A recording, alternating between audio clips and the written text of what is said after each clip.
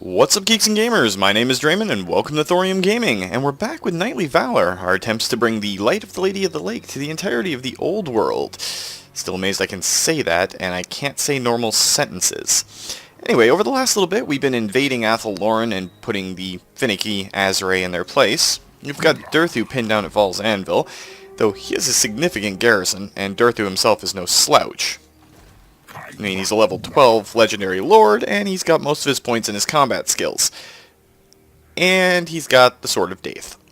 So, he's not exactly an easy target to take on. Now, Thibault de Bois, who's basically been kind of our slackjaw guy, and we're going to try and get him to assassinate someone else.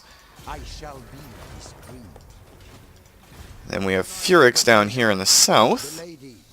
We're going to move him north. Now, Grimgor Ironhide has pushed through. He took Dingor. I'm not even going to try and pronounce it. Like I said, I can pronounce the entirety of the opening fine. Can't pronounce this. So what we're going to do is, Lord Eddie's in too vulnerable of a position, and he's got Blackworks. So we're going to get as close to Thorgrim Grudgebearer as we can. We don't have a military alliance with the dwarves, but if we lose Spite Peak, we lose Spite Peak. So be it. I mean, Eddie's down here just to kind of stir up the pot. And hopefully keep them distracted for a while.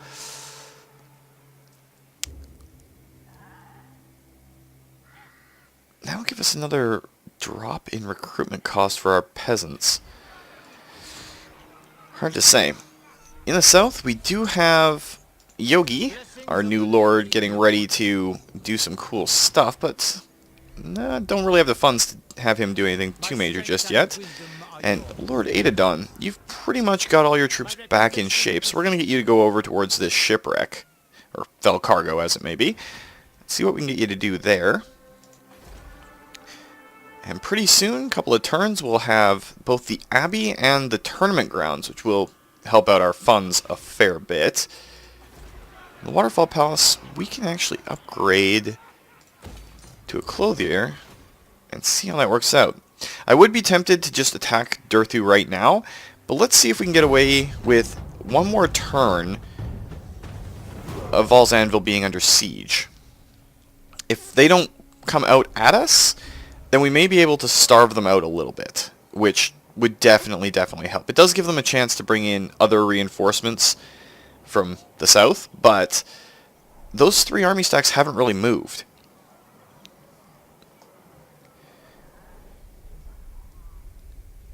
And there is a chance, if we take all of the Wood Elven settlements aside from the King's Glade, that they won't be able to support those armies for that much longer, and we could starve them down to a single army stack and completely wipe them out. We do have to take the Oak of Ages eventually to stop all of the attrition within Athel, but that's kind of a future goal. For right now, we're just focusing on Val's Anvil because, well, it's there and it's there to be focused on. So, yeah, we'll do what we can. And it'd be nice, really nice, if the Empire would start hitting targets closer to us, either the Wood Elves or Talea or anything else, but they're going to keep going east. And we still don't know when the inevitable bad thing is going to happen. We know that chaos is coming eventually. It's just a matter of time until they show up. And when they do, how are we going to defend against it? Because they could roll right through the Empire. And we don't really have the forces right now to repel them. We've also got the Druchii really hitting the Western New World hard. Like, they own all of it. We could go over there with a single army stack. We could send Aitadon up there. We could even send him on to Ulthuan to take out the territories that the Druchii have there, which is a considerable option. Aitadon might be going on his own little crusade, his own errantry war. I don't even think he has that many knights errant with him, but we'll see how it goes as he goes along. After he gets that fell cargo, we might go on to Ulthuan, camp up to get our reinforcements, which would never be allowed within the fluff. If our ships got within even the mere sightline of Ulthuan, they would be attacked by the Lothern Sea Guard. That's just how it would work. And yeah, we knew Spite Peak was pretty much lost. But if Grimgor wants to be Grimgor, he can be Grimgor.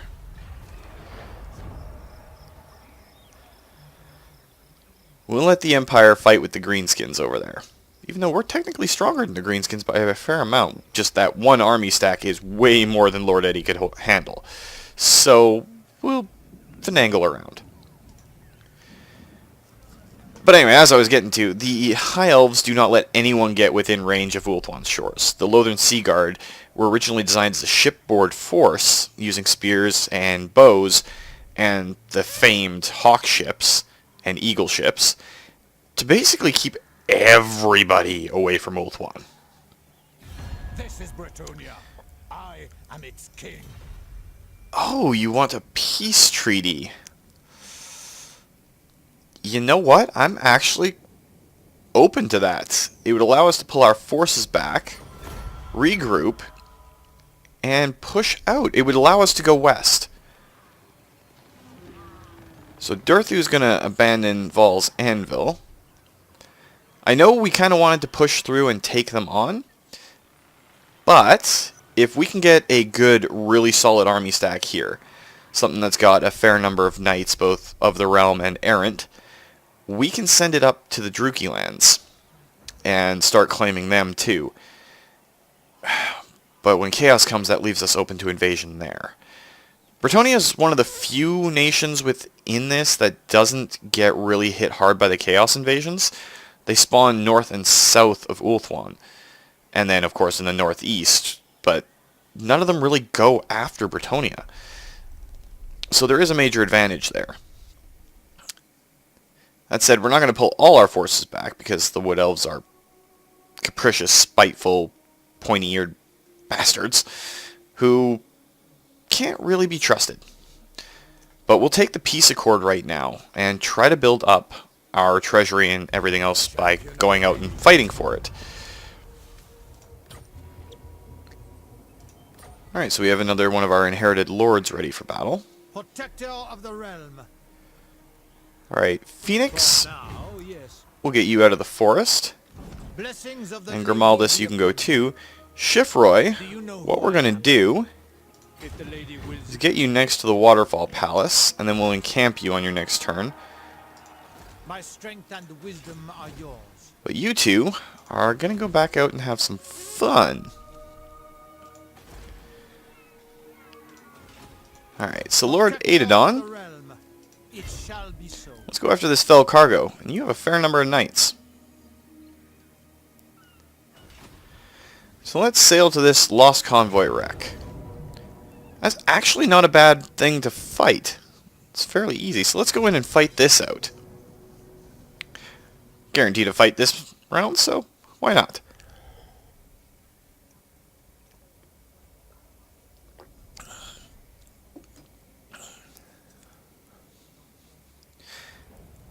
Alright, we might as well set up all of our infantry as one big group, and all of our archers as a group. The Knights Errant are probably going to be the big hitters here. The only thing we have to really worry about are those Carbitus. Carbitus? Those things. They're monster killers, but they're also monsters themselves. So, they're the one thing in here I'm kind of worried about. The Druchii archers, they're tough too, but not so much that it makes them insurmountable. So what I think we're going to do is we're going to set up our Knights of the Realm over here, and they're going to go after the special Hydras. We're going to set our Knights Errant up in the forest, so they'll be ready to charge. And Lord Aitadon, you're going to stick right in the middle of the infantry. You are cavalry now. So we'll see if they start coming towards us.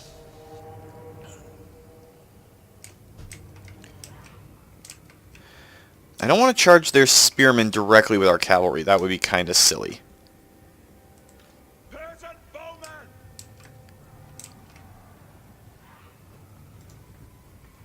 Their harpies should be in range right about now. There's the first blood of the battle.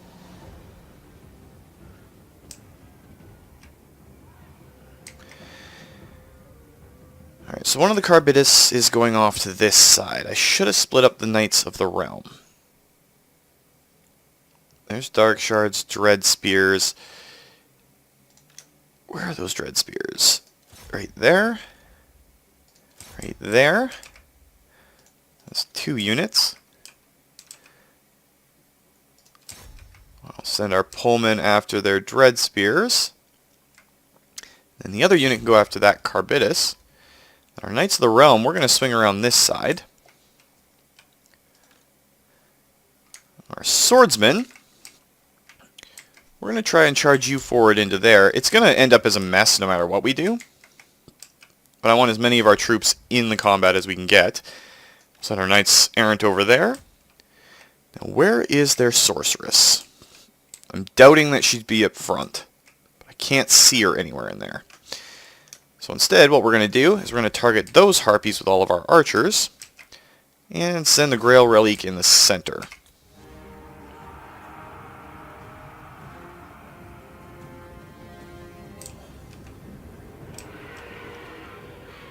Like I said, it's going to get messy real quick. Battle, pilgrims! Attack! What orders? Knights errant! It is never wise to charge spears with cavalry. But these are unusual circumstances.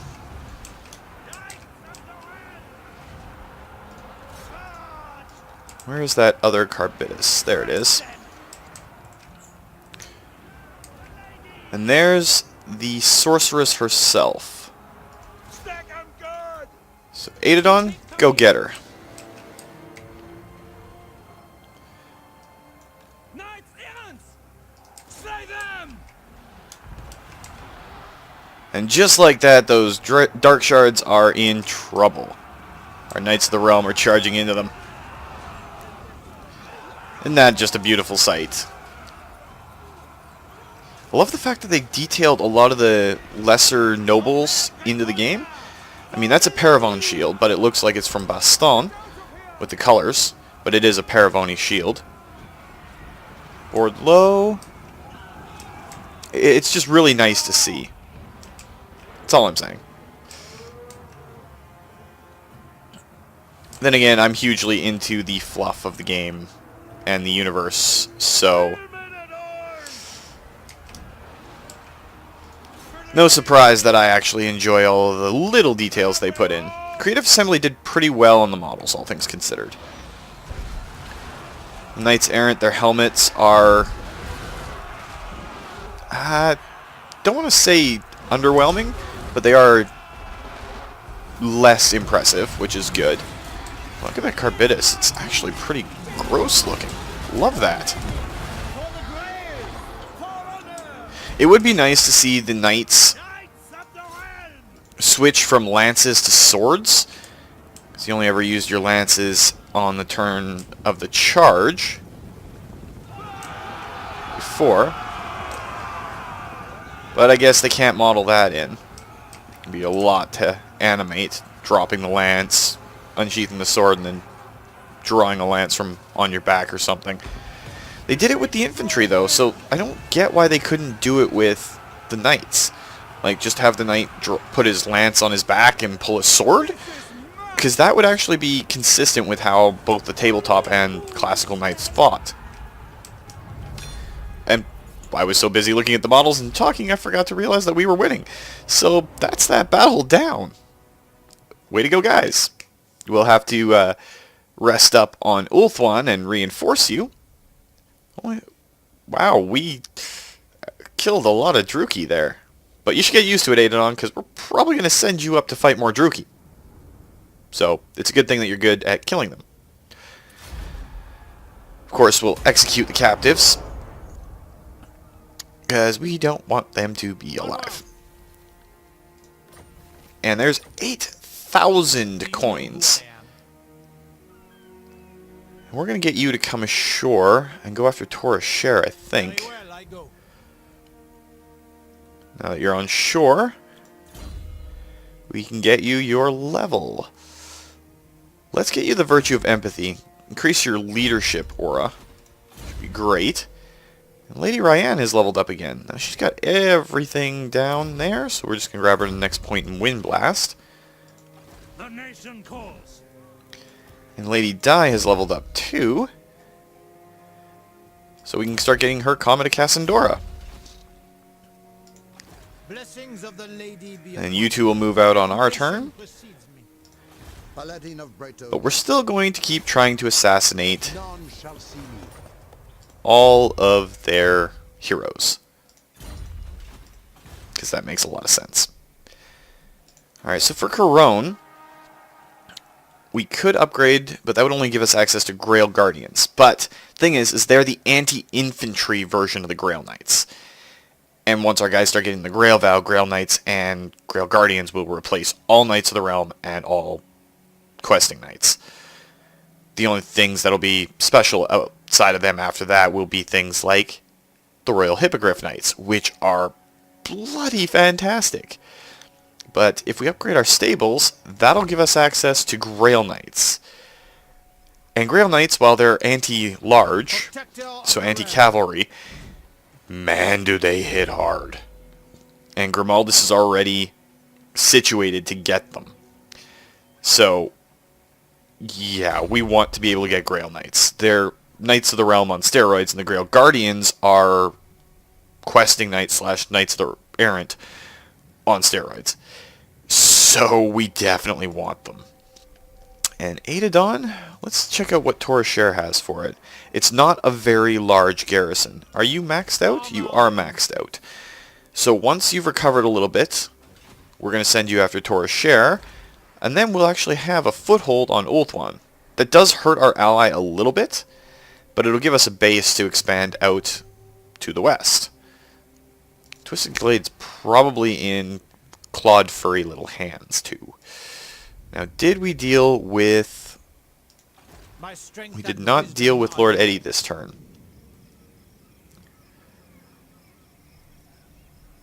Real question is, what is Grimgor Ironhide going to do? I can't know that for sure. Pretty much everything else is in allied hands around there. It's only the orcs that are holdouts. I go thither. And you're going to have to go the long way around because you can't go past Karak Azul, and we don't want to anyway.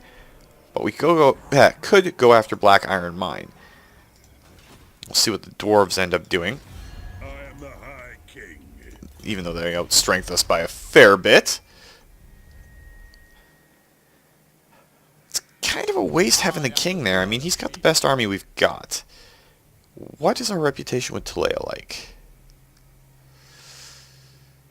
It's improving. What's our strength rating towards them? They're not an empire province. Gotta find... There they are. Southern Realms. We're about equal. We could go after a few of these places. We wouldn't be able to claim the entire region because the dwarves own Toboro. But we could take Bibali and go after Magritta. I just don't want to leave Orion, Daith, not going to try pronouncing him, and Durthu free reign. Chivalroy will stay there. So you know what? Maybe we'll send Grimaldus and Phoenix down there and deal with Talea. That sounds like a good idea. Let's hand it over to the other nations and see what they end up doing. And I forgot we had Furix to move, so he's going to go a tiny little further. It looks like the dwarves might be going after Black Iron Mines, so we can pull Eddie back. We might send him back to the Lands of Sand. Not really sure. He's kind of like his own little errantry war all on his own, so I don't know what to do with him right now. It's kind of like when I'm working with him. Yes, Eddie, I'm throwing you under the bus there.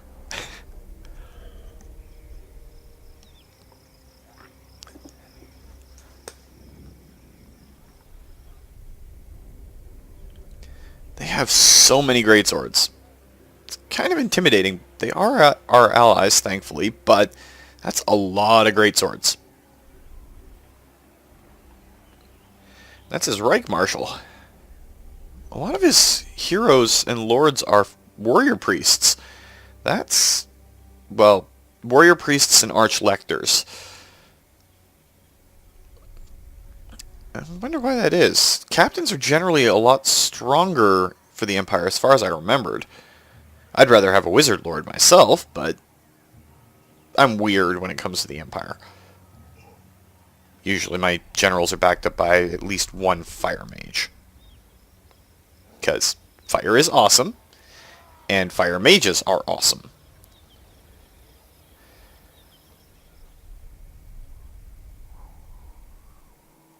Okay, so it looks like the dwarves are actually in a position where they're starting to rock and roll again. The orcs are almost wiped out in some places.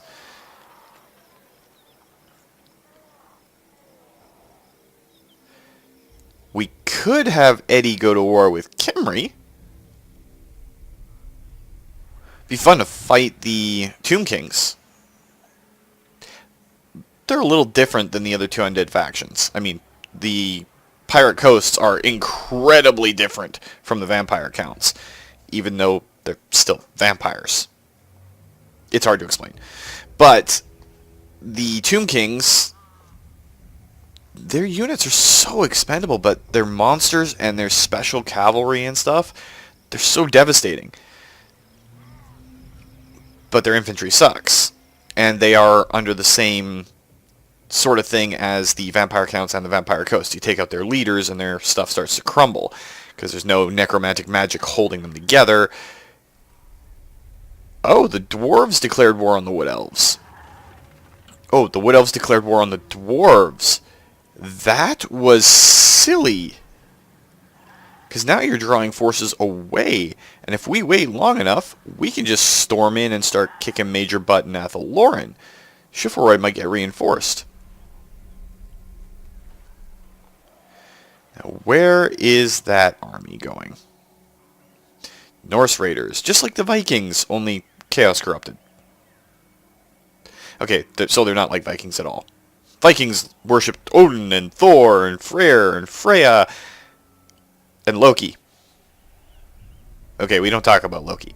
But they had these really cool gods. Meanwhile, the Norskins worship the gods of chaos and the four major powers of chaos, because there's billions of gods of chaos. Well, sort of. Yes and no. Chaos is hard to describe. It's all emotion made manifest, all magic made manifest, and vice versa. Only a madman would try to fully explain chaos. And while I am crazy, I am not mad. So Grimaldus, you and Phoenix are going to make your way south to go fight against some Southern Realm stuff. You know who I am. Chivalry, we're going to get you over there. Impossible. Blessings of the lady be upon you. I think Phoenix has Route Marcher and Chaplain does not. I would explain a whole bunch. Defender of the weak. Alright, Thibault. I will not. There we go. There's another elf down. O son of Bretonia. Furix, since Black Iron Mine's already under siege. We want to save the cash, I think. We'll pull you back up towards here. We'll send Lord Eddie up towards Iron Rock. Might be a few other places to fight for. But if the Wood Elves are truly trying to push out, it's this giant trio of stacks here around the King's Glade that bothers me. Because the King's Glade has a huge, huge garrison. And then you've got Orion with a massive army. Daith with a massive army. Well, an experienced army. All of that silver. And then you've got Phil Vocus, who's got 3 heroes and a bunch of really strong units. Hagbane Tip Glade Riders. Bloody hell. I hate Hagbane Tips. Anyway, Lord Eddie, you're actually in range to siege Torashare, aren't you? You're a little hurt. Do they have anything major in there? Dark Shards, Black Art Corsairs with crossbows, 1 unit of Black Art of Nagarond. So it's the unit of Black Art of Nagarond that's kind of painful.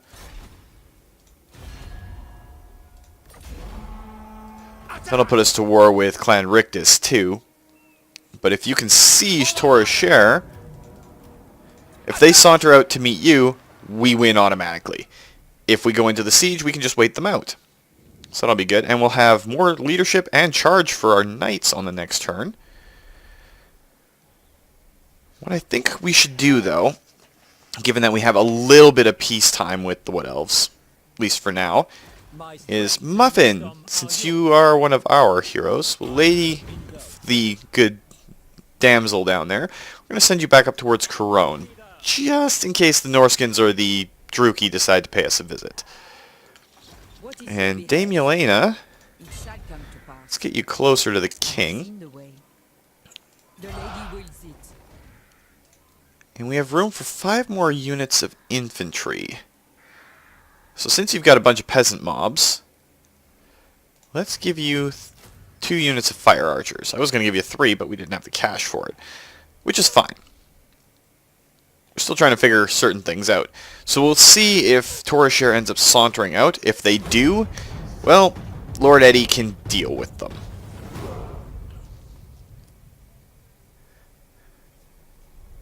Wow, he's got the Tattersouls and Sigmar's Sons. The 2 regiments are renowned for the Empire for those 2 particular unit types. I'd really love to see things like the Knights Panther and everything return in this, because you could build a chapter house in the first game. All the different Empire cities had something special for them. Hochland has their long gunners. Nuln had the great gunnery school. Altdorf had the colleges of magic. It was really cool. It made the individual capitals worth something. Not so much in this, but, you know, it is what it is. So we'll see how it plays out. I think the orcs are going to lose all their southern holdings.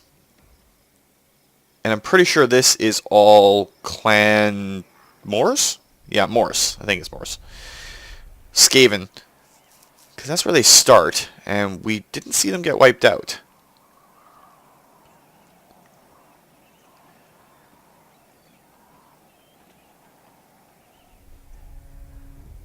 I gotta love the Ghost King heroes. The amount of detail that's in the lower parts of the terrain is pretty awesome, too. All the individual little skeletons and all that sort of stuff. And they do change depending on corruption and everything like that, so it's kind of nice to see.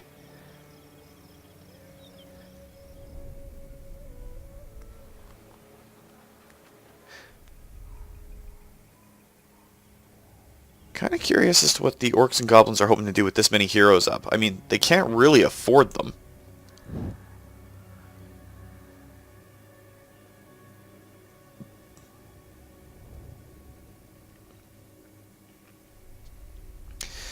And there's Doden. He's the starter Wood Elf hero. And he assassinated a Dwarven hero. Okay then. See, that's the Norscan army I was worried about. Are they coming after us or are they going after the Empire? They might be coming after us.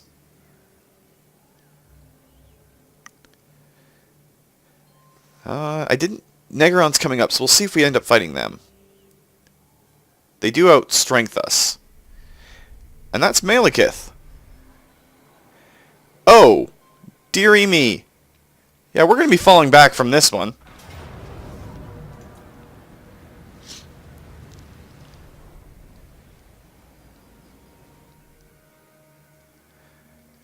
That's the king of the Druki right there, and they have another army stack. Oh. So Aitadon's going to have to backpedal a little bit.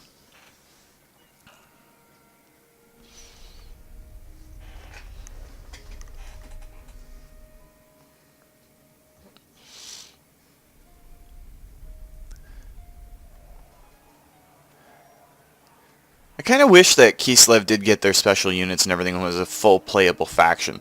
But with Total War 3 Kingdoms coming out, I don't think we're going to get anything else for Warhammer 2 for a little while at least. Be nice to see them do the Mountains of Morn and all that, get our Ogre Kingdoms in, as well as updating Kislev.